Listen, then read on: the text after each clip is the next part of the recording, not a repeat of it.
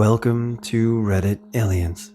What is the strangest or creepiest thing you've experienced from your childhood?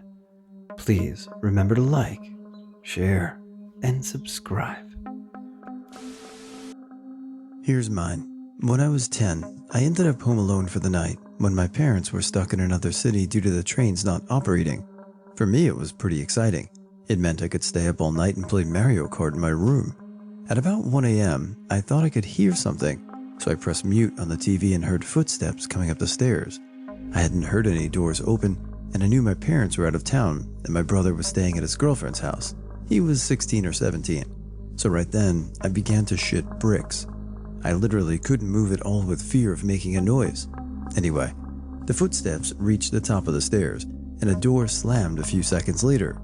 Frozen in my bed, I texted my brother to make sure it wasn't him, and he replied that he was at the girlfriend's house.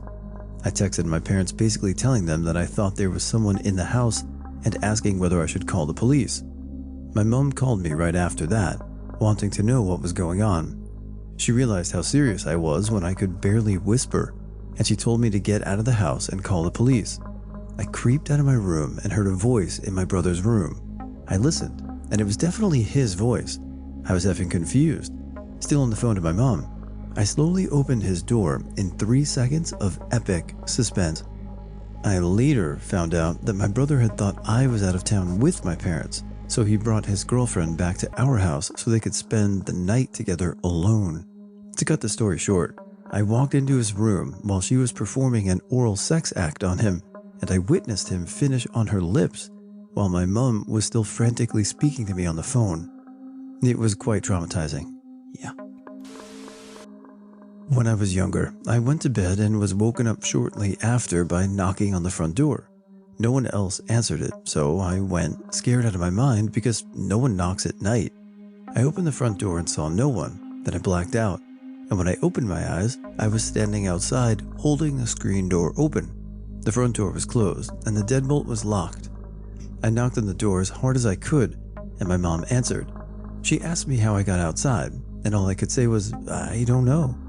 Our best assumption is that I was sleepwalking, dreaming the entire thing, and my little sister saw that door wasn't locked, so she locked it.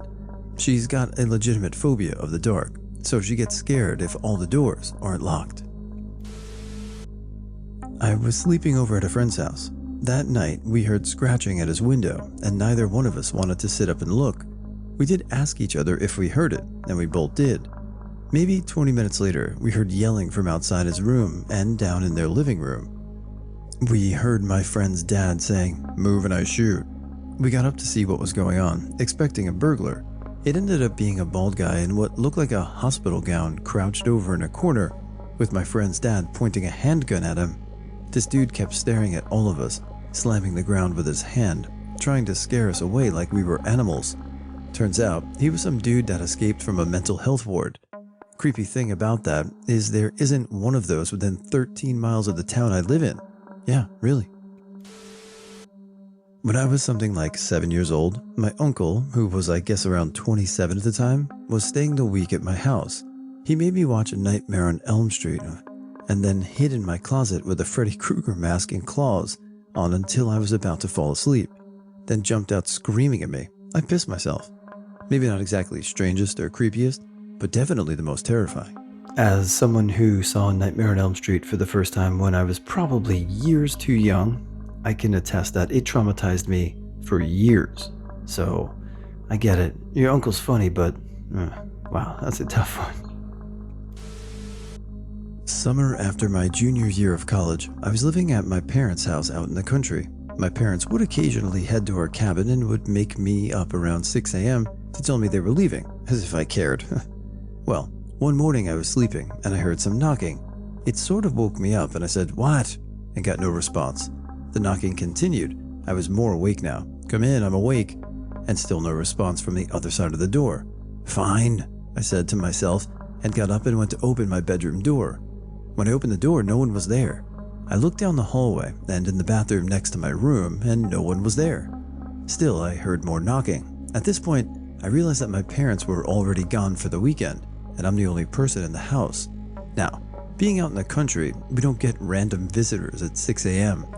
I sleep in the basement, and the knocking is coming from the back side of the house, which is a normal person wouldn't go to if trying to knock and get in. So I walk down the hallway slowly and quietly. I peek around the corner to see who is knocking on the sliding glass door, and I found turkeys attacking their reflections in the sliding glass door. I was in elementary school and had just finished showering. I was putting my clothes back on and looking in the mirror hanging on the back of the closed door. In the reflection, I saw a man looking in the window behind me. When he realized I was looking at him, I could see his eyes open really wide, as he was probably thinking, "Shit!" I started screaming and ran out, pretty much naked, into the kitchen where my family was having dinner, and hid under the table. My dad ran out the front door to chase the guy, but he was pretty much gone by then. I still hate windows and mirrors. When I was about 7 years old, my family lived in a house about 50 yards from a river. We had a neighbor that lived down the street that was nicknamed Crazy Larry because he was an alcoholic and always did really weird things. For example, he spent a short time in jail after bragging at a bar that he could shoot down President Bush's helicopter from his house. We lived near Crawford and would get DUIs all the time. My 3 brothers and I were swimming in the river one afternoon while my parents were inside. They didn't really have a need to watch us since we'd grown up there and were perfectly capable of swimming, and my 11-year-old brother was with us. Plus, we were in a shallow area. The river is about 100 yards from one side to the other, and we were in the middle. Crazy Larry showed up from out of nowhere and started swimming towards us yelling, "I'm gonna drown each of you one by one." We started throwing rocks at him and yelling for our help. A younger neighbor was outside and we kept asking him to go get our parents. He was slow though and didn't quite understand the urgency of the situation. After about 10 minutes of relentless rock throwing, with him getting closer and closer, my dad finally sees us. He jumps in the river and swims over to Crazy Larry and throws several punches and tell him not to come near us again. Larry went home and we called the cops. Does shortly every town afterward. have a They Crazy picked him up Larry? for DUI I mean, as mine he was definitely driving did. past our house with the cops so there. share below It was if you had a definitely Crazy Larry a weird story. day. When I was in 5th grade, my brother, 9th grade at the time, and my mom were all sleeping in the same bed because our rooms were being remodeled. That night I was up watching TV while they were sleeping. It was around 12 or something, and Chucky was on.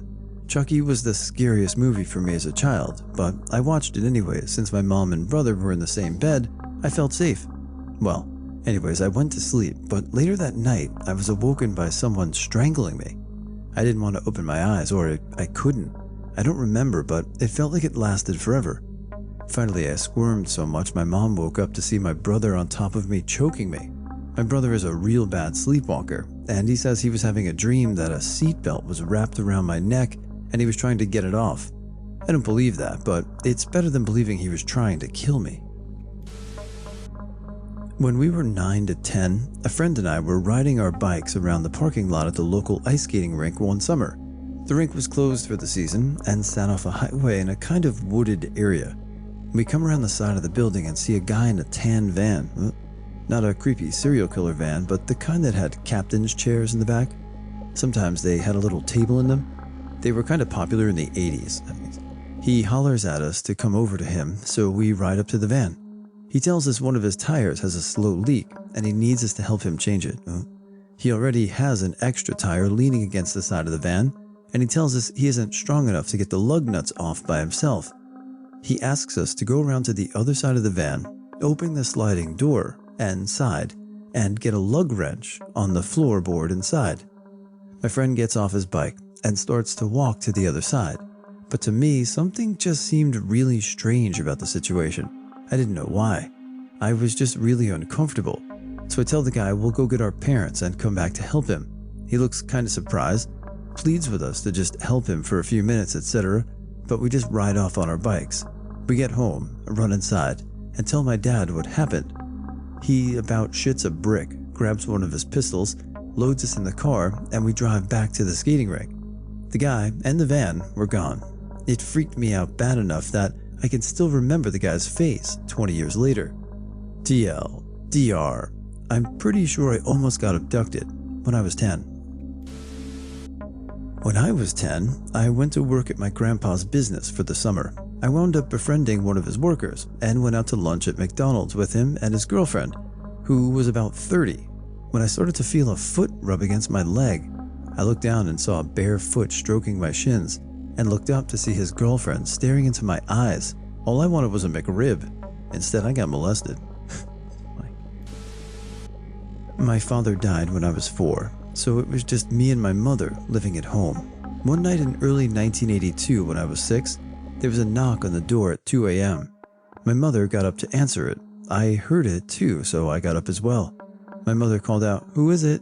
And a male voice responded, "I'm looking for Mr. Stepsand." Open the door. We have an odd family name, but it's nothing like Stepasand. So my mother was immediately cautious and scared. Anywho's, the man kept knocking and getting more angry that my mother not let him in. He resorted to kicking on the door and threatening to break our windows. We didn't have a phone to call the police, so my mother responded to Plan B, which entailed playing music really loudly. We lived in a mid-terrace house, so my mother figured it would wake the neighbors and get their attention as well, hopefully scaring off the nutter. It worked. A neighbor from across the street came over to complain about the noise after the nutter had ran off. When my mom explained what happened, he went and called the police. The next day, the police had a locksmith come round to fix extra security to our home, as well as a panic button. A long time after this event, when I was in my teens, my mother told me that when the policeman took her statement, his face went white and said we needed to beef up our security ASAP. Long story short, they were looking for someone who preyed on vulnerable people like us. What he did was never revealed to my mother, but I think it was easy to infer. As an aside, during the incident, my mother had a clever cleaver in one hand and a can of aerosol oven cleaner in the other. Had he have gotten in, he would have been either blinded or lost a few fingers. My mother is not the sort of person to go down without a fight. One year, my entire family got together for Thanksgiving at a relative's house in Arizona. Because it was a small house, a lot of us had to camp out on the floor, so my brother and I were sleeping on the floor in the TV room. The rest of the adults and the girls, my aunt runs a group home for mentally disabled women. They're like a part of the family. Most of them are over 50 years old, but under 5 mentally, were in other rooms. I remember waking up thinking I heard scratching noises. As I lay there in the darkness, the noises became obvious. They seemed to transition from scratching to shuffling to harsh scraping, moving around the periphery of the small room. I thought one of the dogs had somehow gotten in, so I wasn't too terrified at first, but noticed the breathing didn't sound like a dog at all, nor did it really sound human. I could feel tugging on the blankets near my feet. This was about the time my brother woke up and screamed. About 4 seconds later, my mom and aunt burst into the room and turned the lights on. One of my aunt's girls was huddled in the corner like some kind of animal. When the lights came on, she made this half scream, half growl, half hiss, and bolted from the room, still on all fours. I have never seen a 60-plus-year-old woman in a nightgown move that way. She left behind scratch marks where she had been digging in the hardwood floor.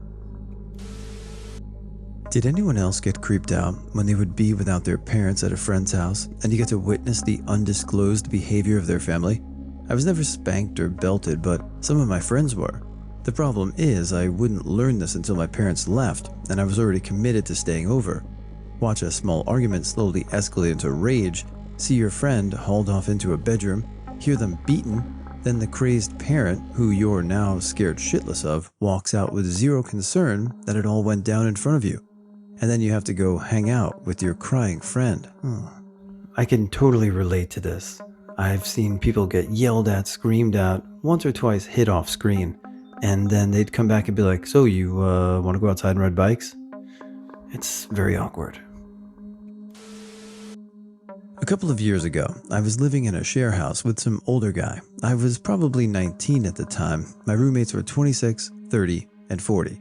So they all had full-time jobs they went to, and since I was only working casual at the time during the day, I would often get the house to myself for a few hours at least. I had a habit of oversleeping. So, one morning, I just woke up and I'm chilling in bed for a little while before I get out of bed at around 10 a.m. and I hear this banging, like bang, bang, bang, with short intervals in between each bang. So I figure it's probably some prick with a hammer next door doing some work on something, but it's really effing loud. After about 1 minute of this ridiculous banging, I get pissed off and get my ass out of bed and begin to go towards the front door to see what the hell is making that noise. Then I hear it again, bang bang, and I noticed that it was actually shaking the frame of the front of the house. I look at the door, and just around the handle, it's starting to splinter. Then it dawns on me. The banging is someone trying and succeeding in breaking down the front door. All the while, during this realization, the banging is continuing. So I'm standing there half naked shitting bricks because this door is about to shatter, and I start yelling, "What the F?" at the door. Anyways, the banging stops and I hear them run off. Glancing from out the window, I see 3 Aboriginal guys with hoodies running away, probably mid-20s. I reported it to the police, and the cop who came around said no 1 or 2 more kicks and they would have gotten in. TLDR. A childhood lucid dream went terribly, terribly wrong. I have a very vivid imagination, as in, there's probably something a bit wrong with it. When I get tired, I can wind up with mild hallucinations. If I'm really, really tired, I can have both visual and auditory hallucinations. Nothing scary, mostly mundane. Often it's the word salad. But I know it's all in my head. I know it's just bits of my brain going to sleep on me while the rest of me is awake. I've fallen asleep while being completely conscious. It's like my body just shuts off, and there I am, trapped inside my head going, "Oh shit, not this again." At least there's music playing, so I can tell how long this shit lasts. When I was a kid, I had no idea that what I was going through. I thought it was real. I thought everyone went through this. I'd fall halfway asleep and wind up trapped in a kind of half-lucid nightmare. It's like my brain hadn't quite figured out what dreams were supposed to be. Like it was reading the instructions manual on it or something and skipping around a lot. I'd be awake and yet dreaming at the same time. I'd feel things standing on me, pushing me, poking me. Sometimes I felt like I couldn't breathe. I'd wake up paralyzed. I'd hear voices, voices of people I knew, voices of my parents, and voices of strangers. That's not the creepy bit. The creepy bit was this one dream I recall having when I was around 9 or 10. It was the first time I've ever had a truly surreal experience. I woke up in the morning as usual, and everything seemed real. I could touch things, I could smell things, but there were no people. My parents were gone. All the normal sounds of people, cars hushing along the road, laughter, occasional shouting, all were gone. It was like the world was covered in a cottony silence. My room was different as well.